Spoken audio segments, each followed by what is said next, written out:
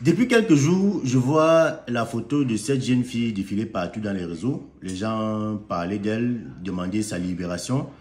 Apparemment, c'est une jeune fille qui s'appelle Nikez Ngono, une créatrice de contenu, une actrice comédienne camerounaise qui est actuellement incarcérée à la prison centrale de Nubel depuis le mois de mai. Donc, ça fait pratiquement 8 mois que la jeune fille en question, paraît-il, est en prison à Nubel. Et quand j'essaie de lire les publications des uns et des autres sur les pages, j'essaie d'écouter un peu l'histoire, ce qui s'est passé. Je me rends compte que, en fait, il y a tout un réseau. Il y a tout un réseau d'arnaqueurs qui opèrent, qui arnaquent particulièrement les créateurs de contenu, parce que moi-même, j'ai été victime. Ces réseaux-là, je ne sais pas si c'est un seul réseau ou bien c'est plusieurs réseaux, m'a déjà contacté 2 fois. Et je dirais même plus parce que actuellement, il n'y a que les plus de 2 fois là dont je me souviens. Donc moi-même, j'ai été...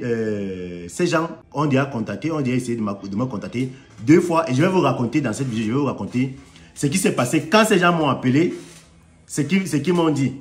Voilà.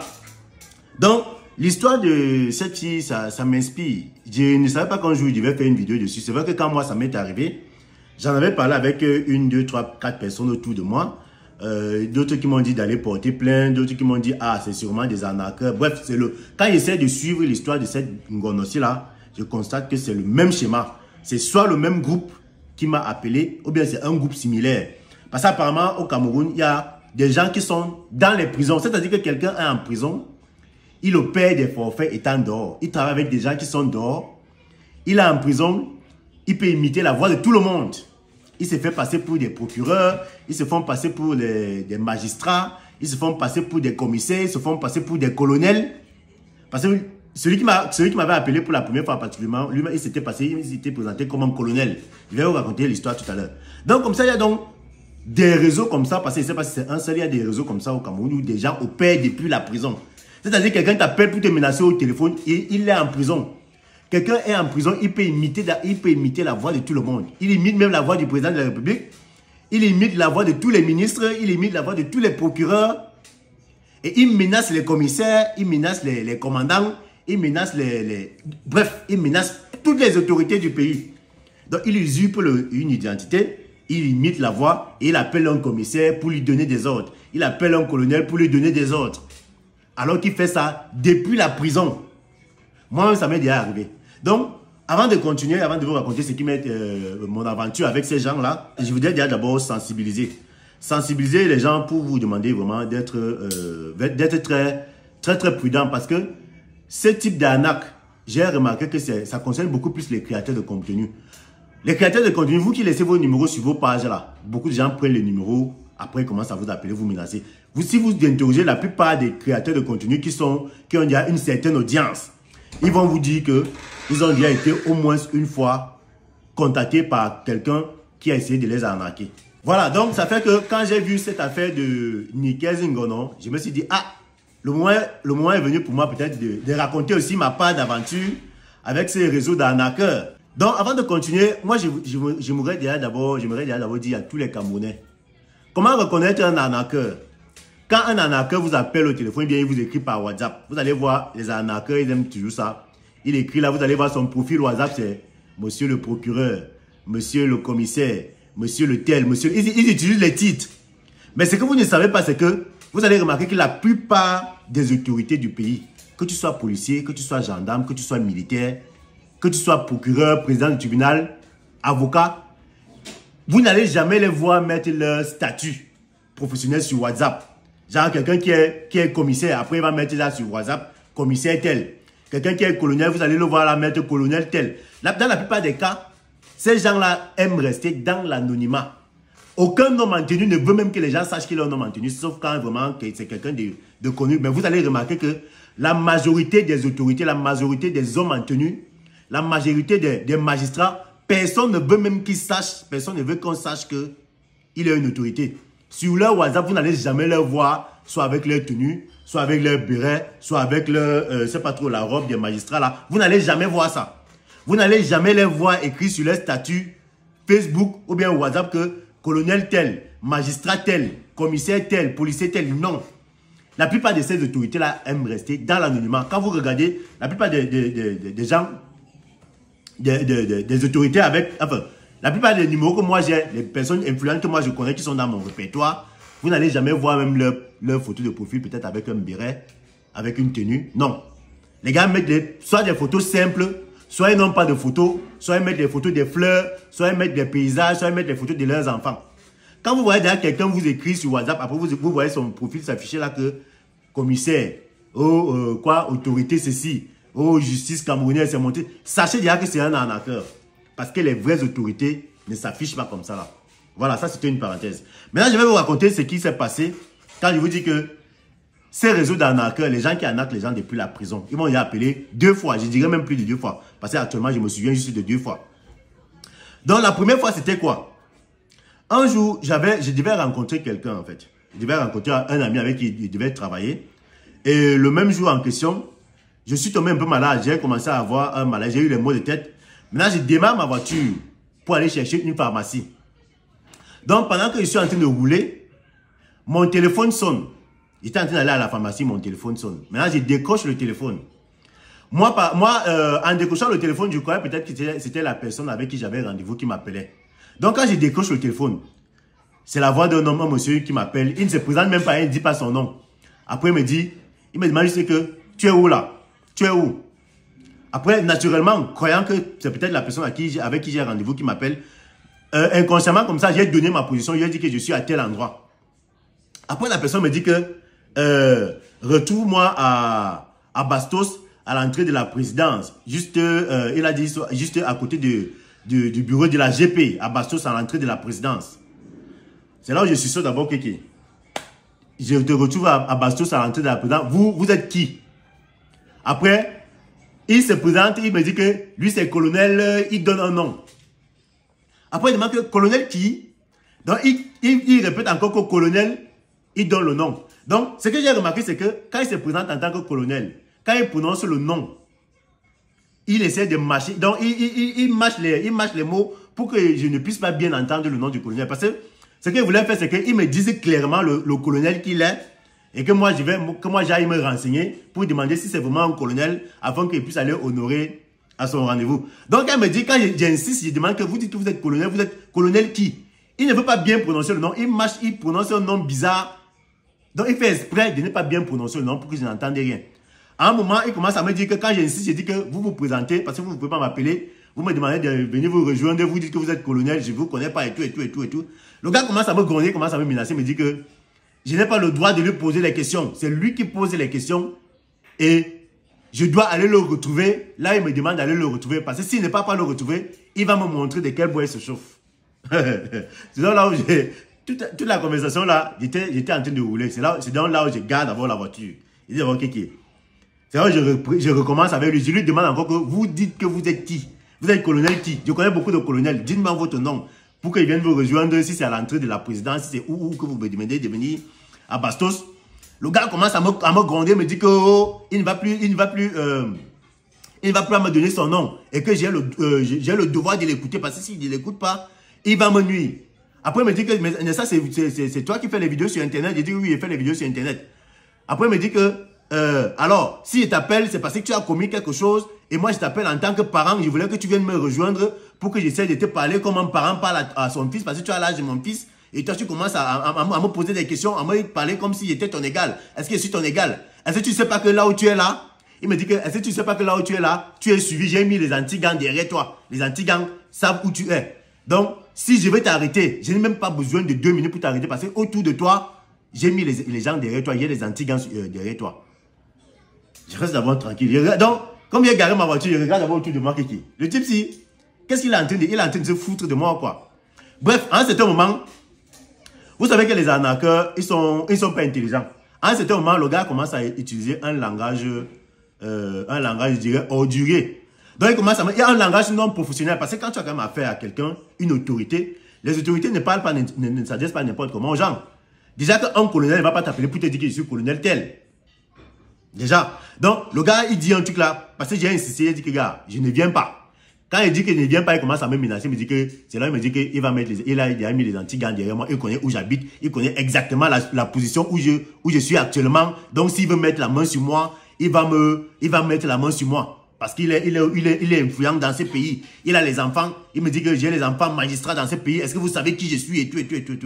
Donc, quand il commence à tenir ce genre de langage, genre, il me dit qu'il a les enfants magistrats dans ce pays. Est-ce qu'il sait qui il est? Est-ce qu'il connaît le pouvoir qu'il a? C'est là qu'il commence d'abord à comprendre que le type, c'est là, il n'est pas clair. Donc, et le réflexe est venu tard. C'est là où je commence à enregistrer la conversation avec mon deuxième téléphone. Donc, j'ai lancé l'enregistrement vidéo pour qu'elle puisse enregistrer notre conversation. Donc, le type commence à me parler, commence à me gronder, commence à me dire que, oh, vraiment, le jour qu'il va encore commettre. Entre-temps, je lui demande même pas ce que j'ai fait. Et il ne me dit même pas ce que j'ai fait. Il me dit simplement que c'est vous qui faites les vidéos sur Internet. Je dis que oui. Après, il commence à me dire que alors, s'il t'appelle, c'est pour venir te réprimander en tant que petit frère, en tant que fils. Il ne me dit pas ce que j'ai fait. Il commence à me poser les questions. Attends, j'ai fait quelle vidéo? Est-ce que j'ai fait une vidéo pour insulter quelqu'un? Est-ce que j'ai fait une vidéo pour, c'est pas trop pour m'adresser à une autorité? Donc, dans ma tête, je commence à fouiller qu'est-ce que j'ai fait? J'ai insulté qui? J'ai fait la vidéo pour parler de qui? Et moi, ayant ma conscience tranquille, parce que c'est que il y a certains sujets que moi, je n'aborde pas n'importe comment sur Internet. Donc, j'avais ma conscience tranquille et c'est là où j'ai commencé à comprendre que c'est de l'arnaque. Donc, le type a continué. Pendant qu'il était en train de parler tout seul, à me gronder, à me dire ses titres et tout. Moi, j'attendais juste sa conclusion. S'il allait conclure que viens me retrouver comme j'ai dit.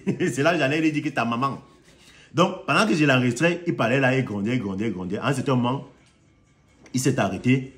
Après, il a dit que, ok. Dès qu'il a raccroché le téléphone là, hop, je l'ai bloqué. Donc, c'est pour vous dire que faites très attention. Il y a beaucoup de gens qui font ça dehors. Ils se passent pour des colonels. Ils se passent pour des commissaires, pour des commandants, pour vous arnaquer. Et quand j'essaie de faire ma petite enquête, maintenant je prends mon téléphone, j'essaie d'appeler aussi 2-3 personnes pour me rassurer, pour essayer de poser le problème. Là, j'ai appelé un vrai colonel. Je lui ai dit que bon, boss, il y a quelqu'un qui vient de m'appeler là, il se présente en tant que colonel. J'ai même voulu qu'il me dise son nom, qu'il prononce bien son nom pour qu'il puisse entendre. Mais quand je lui demande de se présenter là, le nom qu'il prononce là, il ne prononce pas bien le nom, il mâche la bouche pour qu'il ne puisse pas bien entendre. Parce que s'il me dit par exemple que c'est colonel tel, moi je connais beaucoup de colonels, je saurais que c'est colonel tel. Mais quand je lui demande de se présenter, il dit que, bref, il mâche la bouche pour qu'il ne puisse pas bien entendre le nom. Et j'ai appelé 2-3 personnes pour exposer la situation. Le retour qui me venait, c'était pour me dire que, gars, c'est sûrement les arnaqueurs parce que aujourd'hui beaucoup de gens font ça. Il y a même des gens qui font ça depuis la prison. Quand quelqu'un t'appelle, il est en prison, il t'appelle, il te menace. Et quand c'est que tu cèdes à leur jeu, quand tu cèdes à son jeu, il met une autre personne. Parce qu'il travaille avec des gens qui sont ici dehors. Et c'est des gens qui sont aux côtés. Imaginez-vous que quelqu'un est en prison. Il a tout là-bas. Il a les téléphones. Il est sur WhatsApp. Il est sur Facebook. Ils sont abonnés sur nos pages. Ils ont nos numéros. Donc, ils opèrent comme ça depuis la prison et ils ont leur complice dehors. Quand ils ont déjà réussi à te manipuler, à te faire peur, à t'intimider là, et que tu te diriges vers eux, et c'est là où la manipulation commence. Les gars t'amènent dans un système que toi-même tu vas seulement comprendre après, comme la fille là s'est retrouvée en prison aujourd'hui. Voilà. Donc, bon, j'ai appelé 2-3 personnes comme ça qui m'ont expliqué un peu comment ça marche. Maintenant, la deuxième fois que ces gens-là m'appellent, je suis ici, je suis à la maison, je suis avec ma mère. Ma mère est venue du village. Ma mère est venue passer du temps ici. Donc, je suis assis à la véranda, en train de causer avec ma mère. Mon téléphone sonne, c'est un numéro inconnu qui m'appelle encore. Après, quelqu'un m'appelle, il me dit que il se présente en tant que... il me dit que... Il me donne un nom de bandit. Là, il dit que moi, c'est tel. Je suis un bandit. Je suis le plus grand bandit du quartier. Il y a une femme qui nous a envoyé. Il me dit qu'il y a une femme qui leur a envoyé ma photo. Et la femme en question leur a donné de l'argent pour qu'ils me règlent des comptes. Donc, une femme les aurait contactés avec ma photo et les envoyé ma photo en leur donnant de l'argent pour qu'ils puissent me régler des comptes. Je ne sais pas avec quelle femme j'ai eu des problèmes jusqu'au point où une femme pas payé les bandits pour que on puisse me fouetter, peut-être m'agresser bien. Donc, je suis comme ça au téléphone. J'étais en train de causer avec ma mère. Donc, subitement, ma mère constate que je suis déjà devenu bizarre au téléphone. Maintenant, quand ma mère me demande qui t'appelle au téléphone, j'essaie de lui raconter l'histoire. Elle me dit que ma mère commence à voir, vous connaissez les mamans, ma mère commence à avoir peur. Tu as fait quoi à qui? Tu dois quoi à telle femme et tout. Moi, j'ai rassuré ma mère en disant que, gars, moi, j'ai des problèmes avec personne. Et quand tu as des problèmes avec personne, les choses comme ça arrive. Après, tu dis, ah, Si tu veux, si tu es une personne aussi méticuleuse, là, tu peux aller porter plainte contre inconnu. Mais c'est que c'est une arnaque. Et je n'ai pas envie de perdre mon temps, genre, je ne vais pas porter plainte parce que de toutes les façons, ça va servir à rien. Donc, le gars me dit que il est le plus grand bandit. Et qu'une femme l'a contacté, une femme lui a envoyé ma photo. Et il lui a donné de l'argent pour qu'il puisse me tabasser, il puisse me régler des comptes. Et comme il me connaît, il ne veut pas, il sait que je suis un bon gars, il me connaît. Il veut que je parte le rencontrer pour qu'on essaye de discuter, pour que j'essaye de négocier. Donc, de la même manière, quand j'ai constaté que c'était une arnaque, j'ai raccroché le téléphone. Quand j'ai raccroché le téléphone, le gars rappelle. Le gars rappelle, il commence à me gronder, hein, parce qu'ils ont leur système là. Le gars te gronde au téléphone, il te parle avec assurance. Il te dit que tu blagues, je te prends. Donc, le gars te parle, il te menace, il te fait avoir la chair de poule, alors que tu sais que tu n'as des problèmes avec personne. Il t'appelle comme ça depuis la prison. Et pareillement, quand j'ai encore essayé d'appeler, j'ai encore appelé le niais. Le niais m'explique la même chose. Qu'il y a des gens, apparemment, il y a des gens qui opèrent, qui arnaquent les gens comme ça depuis la prison. Et quand tu cèdes à son jeu, il te dit que, ok, va rencontrer tel. Et quand tu pars rencontrer quelqu'un là, c'est le début de ton cauchemar. Soit ils vont t'arnaquer, ils vont t'escroquer de l'argent, soit ils vont t'agresser, soit ils vont... Bref, tu ne vas pas sortir de là comme tu es parti. Donc, c'est comme pour dire que faites très attention. À chaque fois que vous allez recevoir un coup de fil, que quelqu'un il se présente, il vous dit que moi c'est colonel tel, moi c'est commissaire tel, moi c'est le plus grand bandit. Vous avez vu un bandit, un bandit t'appelle. Après il se présente et te dit que moi je suis le plus grand bandit du quartier. Le plus grand fumeur de chambre du quartier. Un bandit peut t'appeler, il se présente en tant que bandit. Donc vous devez connaître les signes des arnaqueurs. Ces gens qui se passent pour des autorités, ils vous appellent, ils vous intimident, ils vous menacent, ils vous donnent des ordres, ils vous disent monte, tu montes, descends, tu descends. Il faut faire très attention. Et il y a un autre truc aussi que je voudrais dénoncer, parce que quand j'essaie de faire mes enquêtes, les opérateurs de téléphonie mobile au Cameroun, essayez de prendre les gens au sérieux, les opérateurs. Quand j'essaie de mener mes enquêtes, ce qui me revient, c'est que les gens qui ont tout le temps les transactions Orange Money, MTN Money là, les gens qui chaque mois reçoivent beaucoup de transactions, il faut faire très attention parce que je ne sais pas trop comment les gars font pour savoir que ce numéro-ci, chaque mois, reçoit tel montant. Parce que vous savez qu'il y a beaucoup de gens qui travaillent, on les paye par Orange Money. Il y a beaucoup de gens qui ont des contrats, on leur paye leur salaire par Orange Money. Donc, il y a des gens, je ne sais pas trop comment ils font pour avoir les numéros des gens qui reçoivent à chaque fois des transactions d'argent. Vous allez souvent voir que quelqu'un vous appelle, il vous dit que vous venez de recevoir. Donc, moi ça m'est arrivé. Je reçois mon argent, j'ai fait un travail avec quelqu'un, la personne décide de me payer par Orange Money. Je reçois mon argent, donc mon salaire. Ça tombe, pam, quelques minutes après. Et c'était même pas un salaire qui venait, c'était pas un dépôt qui venait du Cameroun. Voilà, c'était un dépôt qui venait de la diaspora. Quelques minutes après mon dépôt, quelqu'un m'appelle pour me dire que vous venez de recevoir tel montant. En fait, c'est un dépôt que vous l'avez fait à tel et ça a été une erreur. L'argent est venu dans votre numéro par erreur. Donc, c'est-à-dire que toi, tu reçois ton salaire qu'on te paye et un arnaqueur t'appelle pour te dire que l'argent que tu viens de recevoir là, c'est pas ton argent, c'est mon argent. Donc, je sais pas trop comment les gens, les arnaqueurs qui sont là-dedans, comment ils font pour avoir les numéros des gens.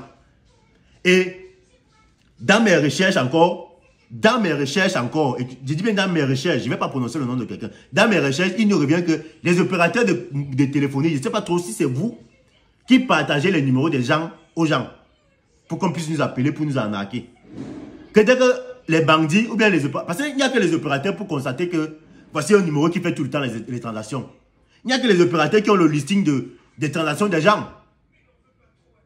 Donc, ce qui m'est revenu, c'est qu'il serait possible, je ne suis pas en train d'affirmer, il serait possible que ces opérateurs travaillent avec les arnaqueurs. Dès qu'on constate que ton numéro reçoit régulièrement des dépôts, ou bien que tu fais régulièrement des dépôts aux gens, que c'est ton numéro, c'est un numéro qui reçoit régulièrement de l'argent, on commence à vouloir t'arnaquer. Donc, il faut faire attention. Et j'attire ici l'attention des opérateurs de téléphonie mobile. Que si vous êtes complice de ces choses comme ça, là, vraiment, il faut arrêter ça. Vous n'allez pas mettre les gens en insécurité comme ça, là. Voilà. Donc, le cas de la jeune Ngono qui est en prison actuellement, moi, je ne vais pas prendre position. Je ne vais pas dire libérer là, parce que je suis en train de suivre les versions de cette affaire sur Internet, là, et les voix qui circulent, qu'apparemment, elle-même serait complice du monsieur qui a un acte, parce qu'il y a un monsieur là qui a la voix d'une femme. Il imite la voix de tout le monde, il se fait passer pour madame le procureur. Donc moi, je ne vais pas venir dire ici là que libérer tel, parce que je ne connais pas le fond du problème. Parce que vous savez que quand un problème se trouve, il y a une justice. Avant de prendre position dessus, Si vous voyez quelqu'un en prison, avant de prendre position dessus, faites d'abord bien vos enquêtes pour savoir si la personne a raison ou alors si la personne a tort. Et c'est pour ça que moi, je ne peux pas me prononcer sur... Je ne peux pas encore me prononcer sur l'affaire de cette jeune fille. Parce qu'il y a des versions qui sont en train de sortir. Voilà, il ne faut pas que je vienne dire quelque chose ici, après il va venir dire encore, il vient encore faire une autre vidéo pour dire que, ah, je m'étais trompé. Vraiment, je présente mes excuses. Non. Donc, que justice soit faite sur l'affaire de la jeune actrice qui est enfermée. S'il n'y a pas une enquête qui est ouverte, moi, j'appelle les autorités compétentes à ouvrir une enquête et à faire la lumière sur cette affaire. Et surtout, à mettre main sur celui... Lui, il est même déjà en prison. Quelqu'un est déjà en prison et continue d'arnaquer les gens. Je ne sais pas si vous vous rendez compte. Quelqu'un qui est en prison, il manipule les gens dehors. Donc, il te fait venir en prison. Il te fait aller en prison alors que lui-même il est en prison. Il manipule les commissaires, il manipule les magistrats, il manipule tout le monde. Il est même capable de te faire nommer étant en prison. Les choses qu'on voit souvent à la télé dans, c'est pas trop, prison break. On vit ça au Cameroun. Donc moi j'appelle les autorités vraiment à prendre cette affaire au sérieux. Et que les gars, pardon, essayez de vous battre. Que chacun essaie de se battre à son niveau pour gagner, pour travailler honnêtement son argent. Arrêtez d'essayer d'arnaquer les gens. Arrêtez d'arnaquer les gens. Ça ne paye pas. Ça ne paye pas. Cherchez votre couloir où vous pouvez gagner votre argent. Vous restez dessus. Que d'essayer de trouver les manières comment est-ce que vous allez arnaquer les gens. Nuire les gens, envoyer les gens innocemment en prison. Voilà. Donc, partagez cette vidéo pour que vraiment toutes les autorités camerounaises puissent la voir et prendre une position par rapport à cette affaire. On se dit à très bientôt pour une nouvelle vidéo.